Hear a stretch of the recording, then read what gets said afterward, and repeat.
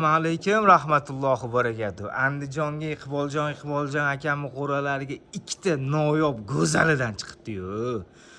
Mashalloh. Quloqni chiqarib qo'ying akajon. Quloqni chiqarib qo'ying buni.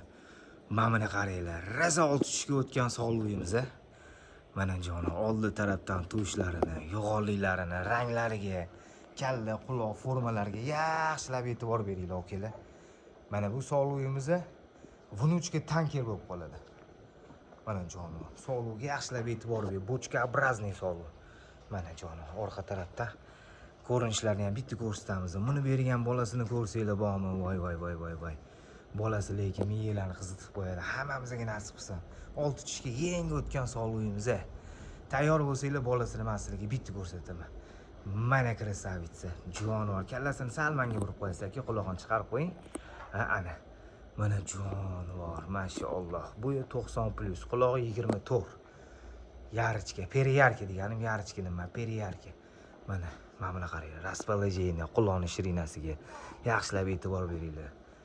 Jonivor, hammamizga mana shunaqa qo'yilib boqish nasib qilsin. Orqa tarafdan bitta ko'rsatib beraman sizlarga. Mana orqa tarafdan dumbalari, chot kengliklari, hamma tomonlama bitta e'tibor berib qaraysizlar. Katta tanaffusdan keyin albatta biz ijodga qaytib oldik. Sizlar uchun mana shunaqa neobichniy narsalarni ko'rishsa, biz davom etamiz. Mana sog'liqlarni qaranglar. Jonivor, bir-biridan go'zal, mamini qaranglar. Sog'liq dayishi birinchi tug'ishi. Bu birinchi bolasi. Ikkalasi qochgan. Nimadan qochgan? Masalan, Narbudan degan qo'chqor bor. Narbudanning primoy o'g'li bor, Don degan. Donni bolasini Andijondan akalarimiz olishgan, klichkasini Don qo'yishgan. Hozir u qo'chqorimiz Andijon turibdi. Ichida 2,5 oylik bolasi bor bunisini. Bunisi ham shu qo'chqor bilan yurgan, shu qo'chqordan qochgan. Iqboljon aka mana shunaqa eksklyuzivlardan yig'ib qo'yibdilar, okalar. Nima deysizlar endi? Mana ko'rganda miyalar qarsak chalib dam oladiganidan. Mashalloh, hammamizga nasib qilsin shunaqalardan.